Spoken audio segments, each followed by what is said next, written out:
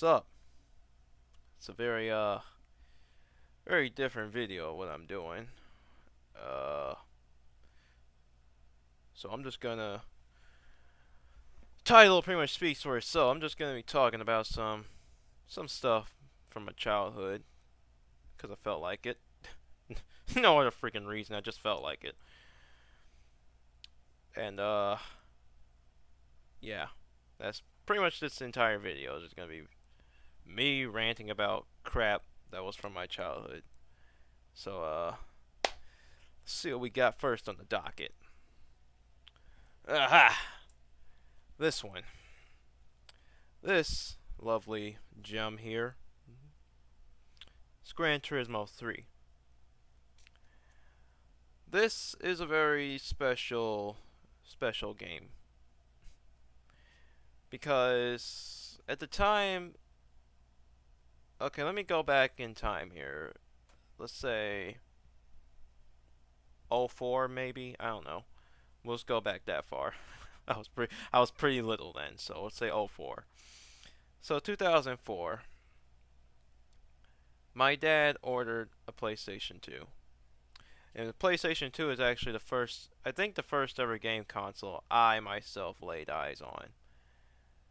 And we had gotten the original fat PS2 because why not?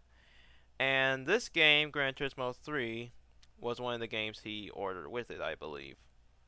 At least I think we got it on the same day as the PlayStation 2. But yeah, the PlayStation 2 came in the package at night, and me being a little kid, of course, I was excited about everything and anything. And we had this game.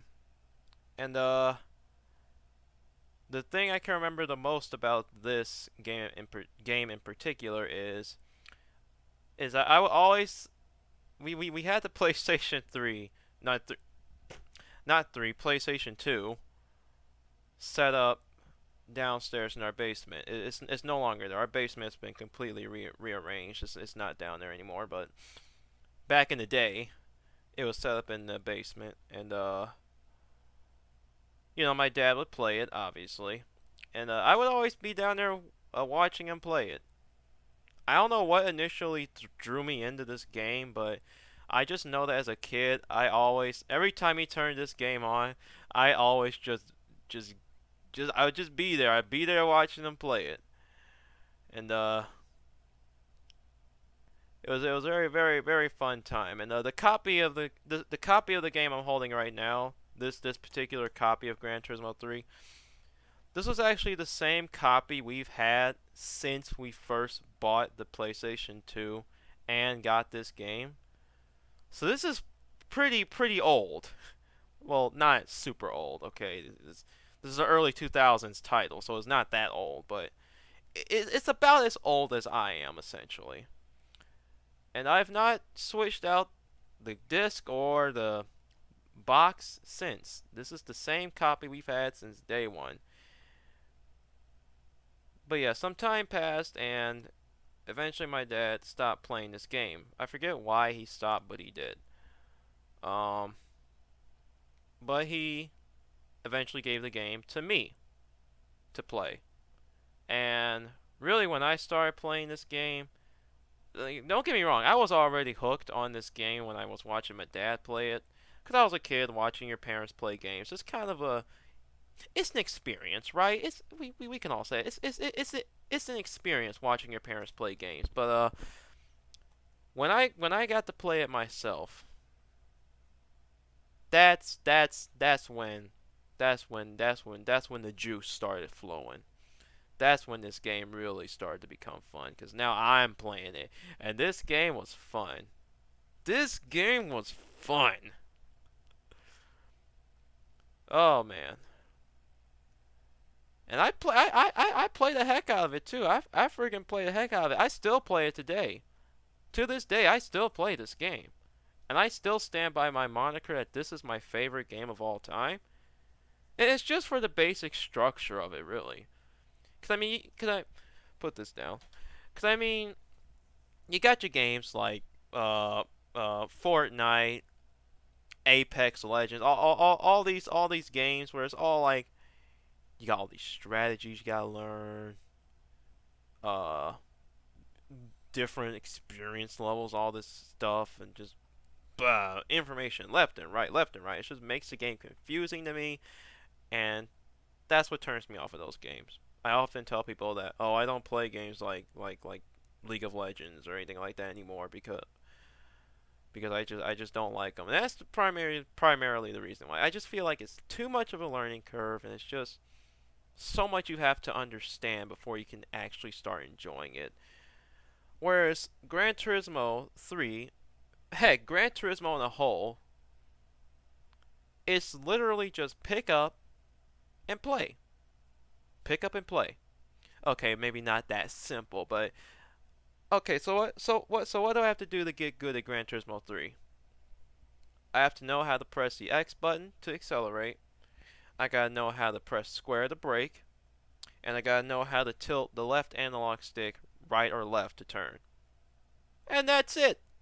That's it. You could literally sit on one track with any car, just drive on any track with any car over and over again in Gran Turismo, and I guarantee you will learn everything that there is to learn about the game. Heck, just like play a couple tracks. Starting off, just play a couple tracks and you learn everything there is to know about the game. And boom, you go off from there. And it's fun. The replayability of Gran Turismo is fun. That's what makes it fun. That's what makes a game fun. If I can go back after the first initial playthrough and still have fun, that's a good game in my opinion. And that's what Gran Turismo 3, I guess in this case, accomplishes. I can go back to it any day. Even if I'm just bored, I can go back to it because it's fun. The replay, there's so many cars to choose from, to race with and all that stuff in Gran Turismo 3 that is that you can do anything. Now, of course, every race has their own set of in-game qualifications, so you can't use any car you want. But you can still use practically any car you want, and I like that about Gran Turismo 3. But you see, with all these FPS games, I guess, first-person shooters, whatever, uh, those types of games, you kind of got to be in a certain mood, right? You got to be in a certain mood. And, like, with those, it's always the case of, oh, it's better to play with other people with these types of games. It's always better. That's not the case with Gran Turismo. That's a game you could play with people or by yourself and still have the same amount of fun. Same amount of fun. And going on about Gran Turismo 3, this would also be like not only the first game I would see, the first game I would really play, it would also be the first game I ever achieved 100% in. Ever.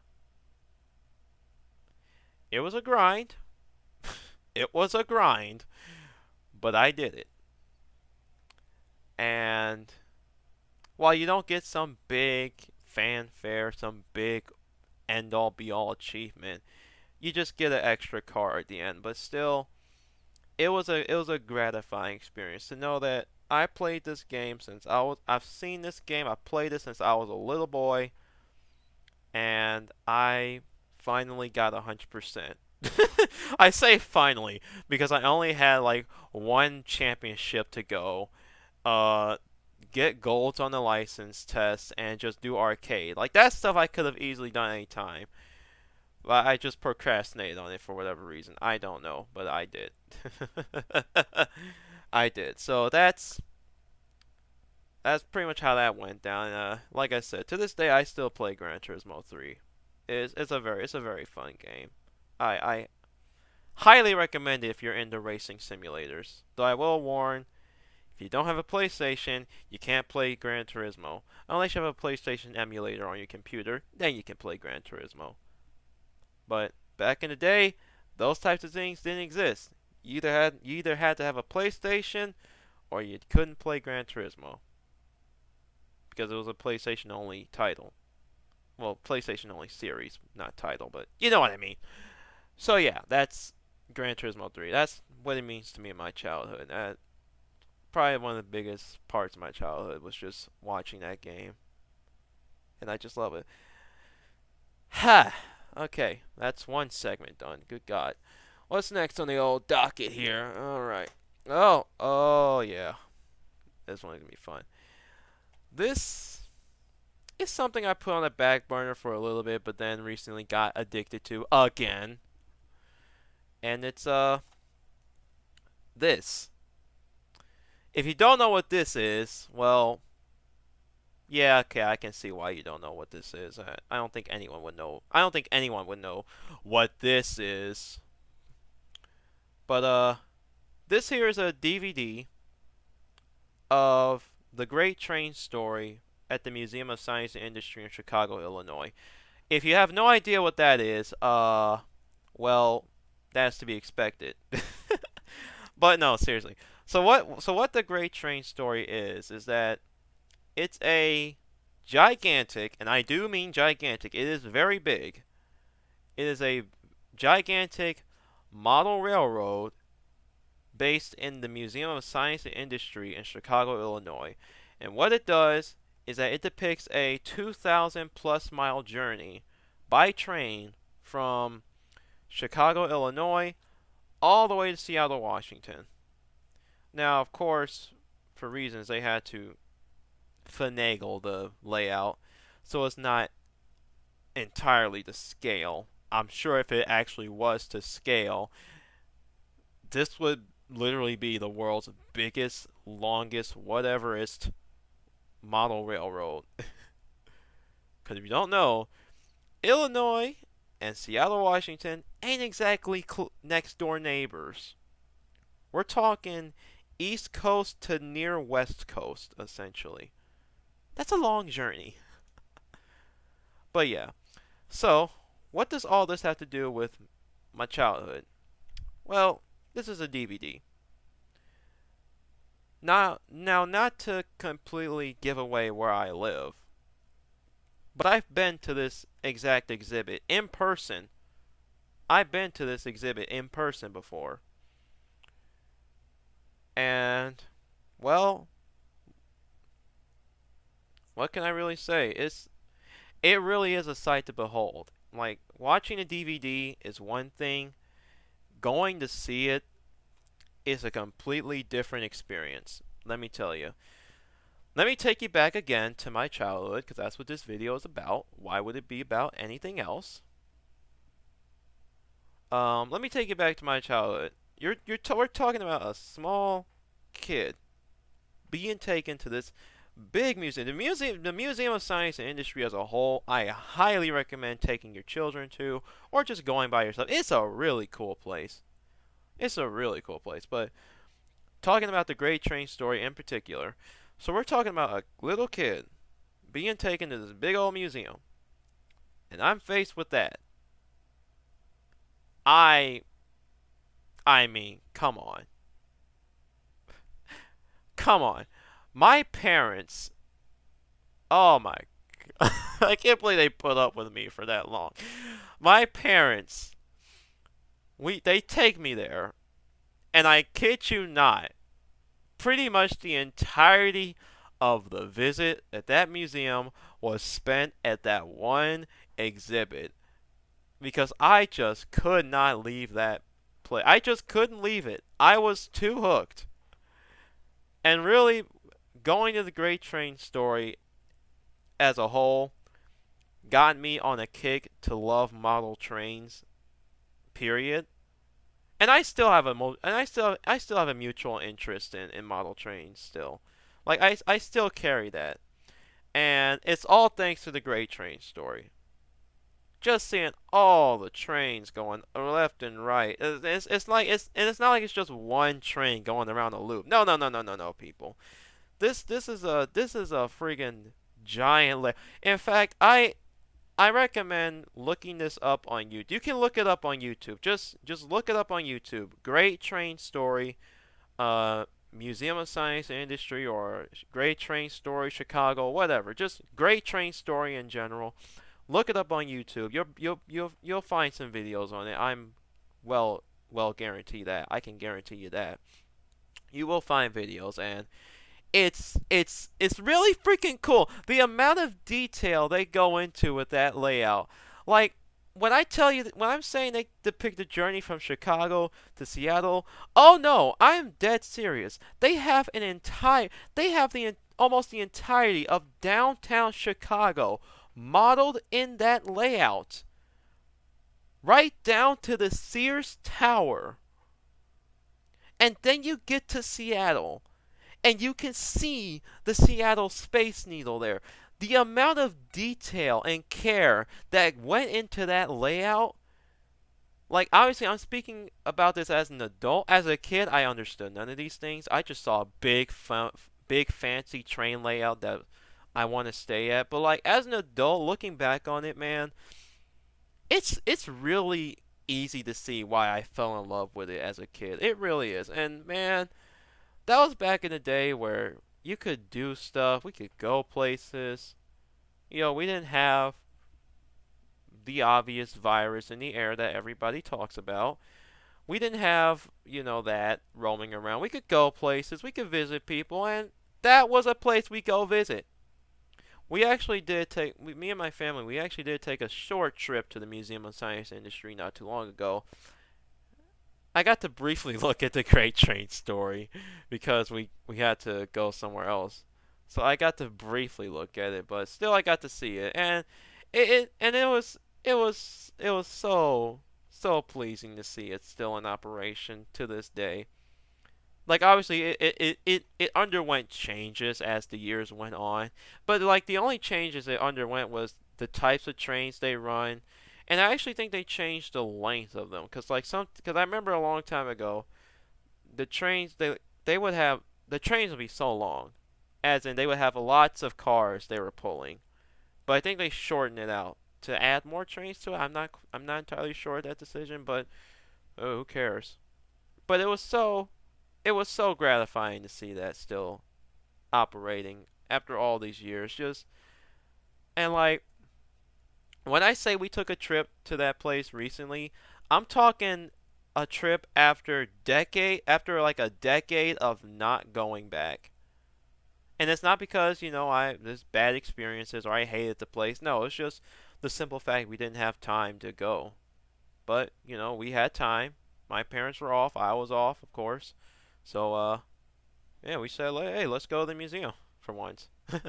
And it was just and like just getting to walk around the museum entirely was just a big wave of childhood nostalgia. Like, oh man, I got to the Great Train Story.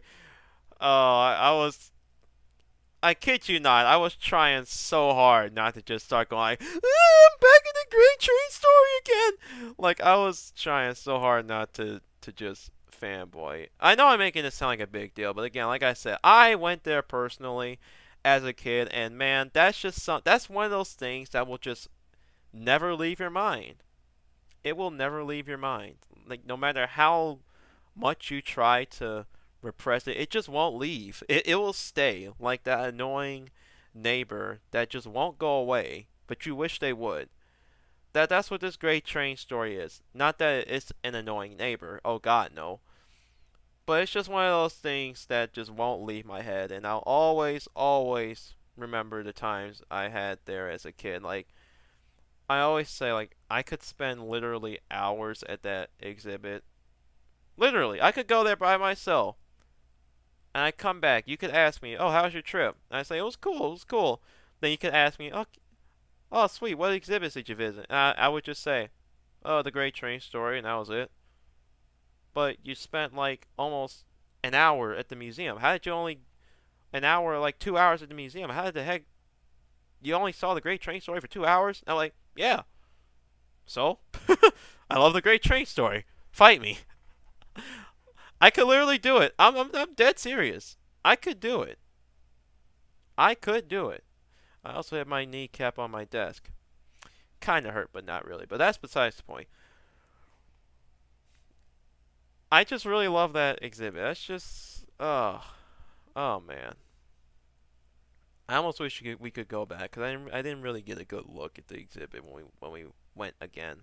I almost wish we could go back, but yeah, it's a long drive. Needless to say, it's a long drive, and Chicago, Illinois, ain't exactly the easiest place to drive through. It ain't. It ain't.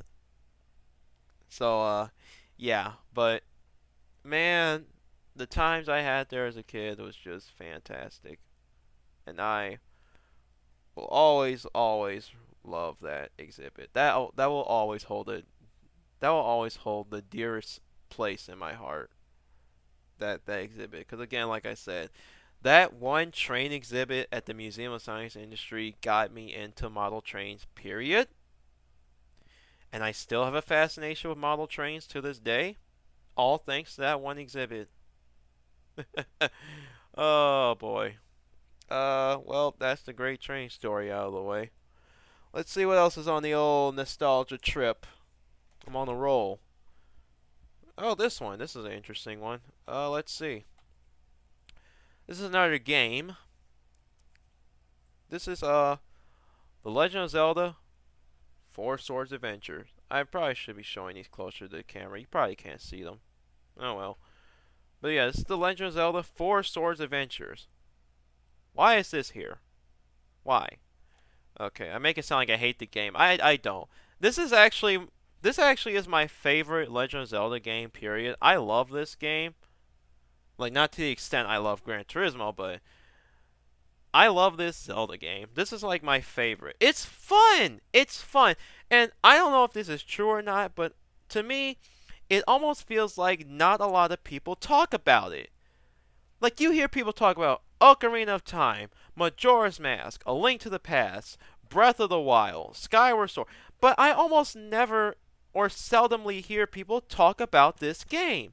It's fun. It's so fun to play. I mean, yeah, the title, I mean, it's in the title Four Swords Adventure, so obviously it encourages multiplayer, which I did do with like my brother and cousins way back in the day. I did do it, which is actually a childhood memory I have of this game. I remember just my cousins would come over and we have Four Swords Adventures, and me and my brother and my cousins, we'd all sit down in front of the TV. Some of us had the GameCube controllers, and some of us had Game Boy Advance SPs, and we would just play it. I personally always would choose to be Blue Link. I don't know why. I just liked Blue Link. He seemed cool. Hey, it was the start of my favorite color being one of my favorite colors being blue. But yeah, like I always chose Blue Link. Don't ask why. I have no clue, but I always chose him. And it was fun. We had a fun time. We didn't really make any progress as far as I'm concerned, I think. I don't know. I don't remember. It was a long time ago, but we had fun with it. It was fun. I liked it. Oh man. Oh, I'm talking about it now. I'm just getting visions in my head. Oh, I just want to go back to my childhood now. I just want to go back to being a kid again. I really do. I miss being a kid. I miss being a kid now. Dang it, I shouldn't have done this video because now I'm just hurting to be a kid. But no, I'm gonna stick with it. Darn it. So yeah, what was I saying? Oh yeah. So yeah, that's kind of like the extent to my childhood memories with that game. I guess some other memories I have with it is that I actually managed to beat it for once. It's like the one Zelda game I can actually beat multiple times. Of course, not in one sitting, but I can beat it multiple times. Of course, I also beat Ocarina of Time and Majora's Mask, but this is the one I can beat multiple times because it's fun. I like the core mechanic of it, especially if you're playing just by yourself. You have control of four links. Four links. That's cool. It's a novel idea. The puzzles they come up with in the game are pretty creative. It utilizes all four links. Can a game get hard and frustrating at certain points? Yeah, there's some areas in that game I honestly don't like to play through, but overall the game is fun to play, and that's enough to make any childhood memory, really. Just give us a video game that's fun to play. Just give kids that. Just give kids games that are fun to play, and it sticks with them. Don't give a kid Sonic 06, basically. Whoops, did I say that out loud? I mean,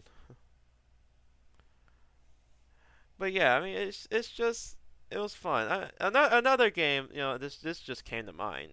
this wasn't even part of the docket, but another game that comes to mind is GoldenEye 64. It's another game I played as a kid. Which now thinking about it, when you really think about what that game is based off of, you're probably wondering, why would you let a kid play that game? But no, it's fine, it's fine.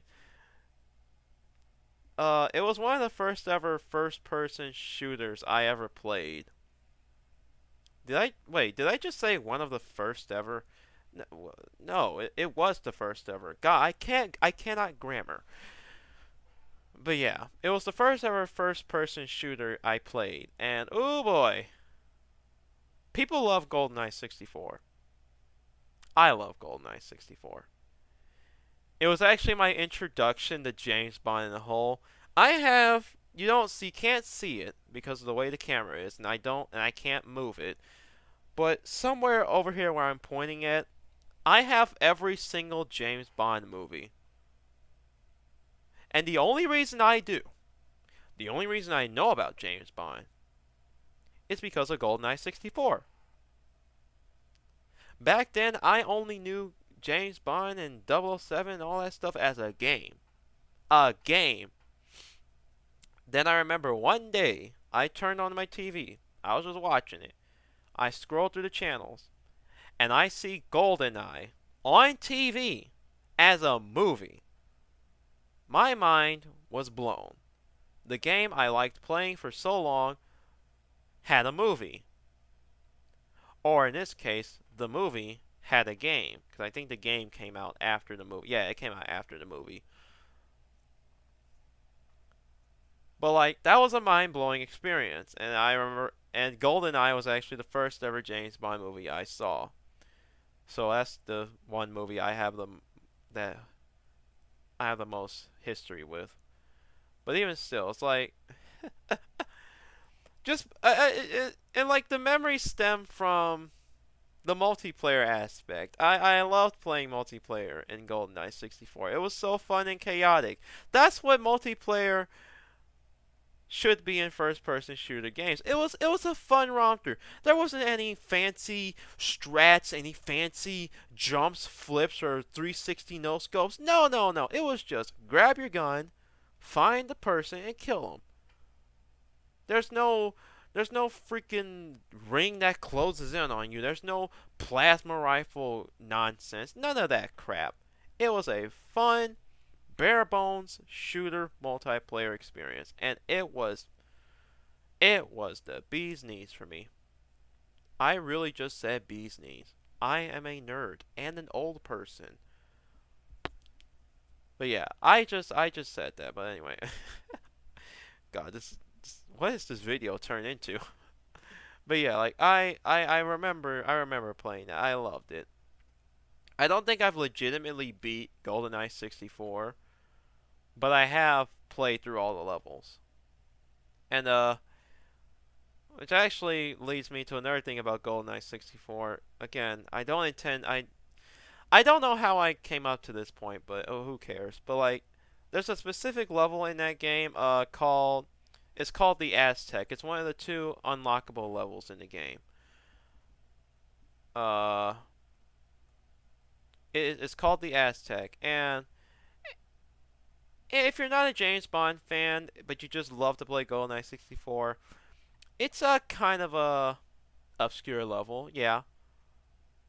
But actually, it's more special than you think. And to kind of lead into how special it is, there's a certain weapon in actually before I go into the weapon, there's a certain character that appears in the Aztec level in GoldenEye 64. By the way, if you haven't played this game yet, GoldenEye 64, or haven't gotten to this point yet, this is a spoiler warning. I don't think we need spoiler warnings for a game that came out in the 90s, but you know what? Some people probably have never seen the original has never seen A New Hope or any Star Wars movie, so eh. But yeah, it's a spoiler warning here for GoldenEye 64.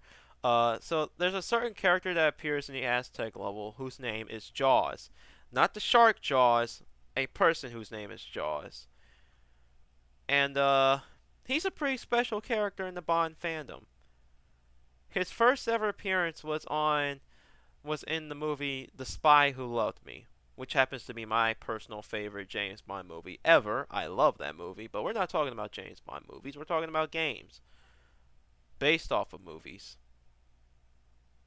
Yeah. Anyway, so he debuted in that movie, but Jaws would also make a return appearance in the movie Moonraker. Now, Moonraker. That name for people who have played GoldenEye 64 should sound familiar. That's because there's a certain weapon that you can get in the Aztec level called the Moonraker laser. And yes, it is a literal laser gun. With all that being said, the Aztec level, while it may seem obscure, is actually a reference to the movie Moonraker, which was a James Bond movie, of course. My little kid self never connected the dots because I never watched a James Bond movie before.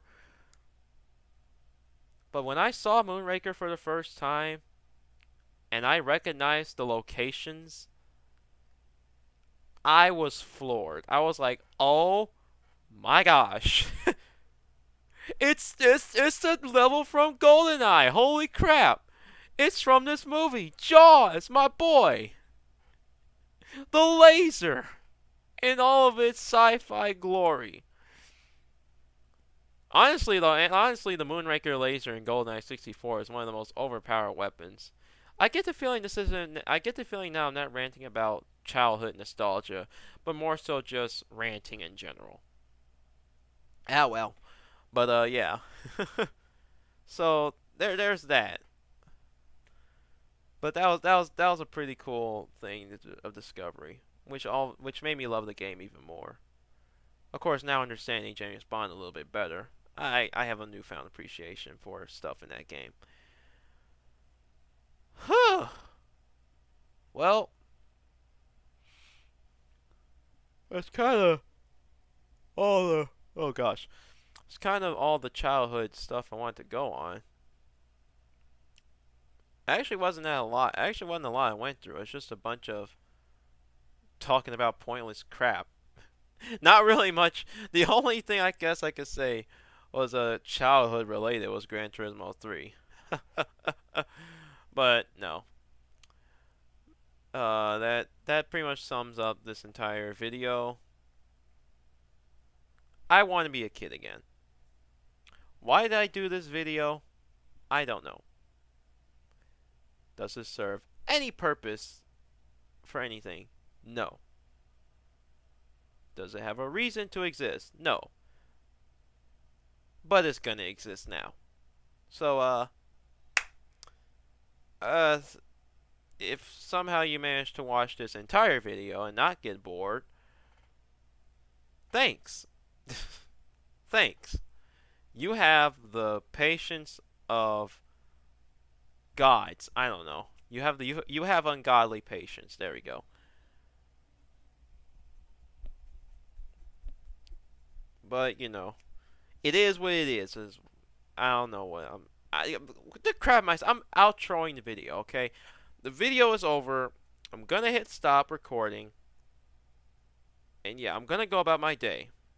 You all have a good day or night. Look how big my finger is. It makes me look so small. But yeah, you all have a good day. I don't know if I'm going to make another one of these types of videos, but if I do, I will see you in the next one. If I don't, then this is the end of an era. I probably won't make another one. This was just a random one-off video, but who cares? Thank you for watching. I'm nearing 35 minutes of screen time here. Why? But yeah, thank you for watching. And, yeah, I was gonna say like, comment, and subscribe, but that's cringy. Who does that? Who cares if you like, comment, or subscribe to my channel? Why did I go Scottish there? Well, great. Now no one's gonna watch this video. Anyway, bye. I'm ending the video. Peace out.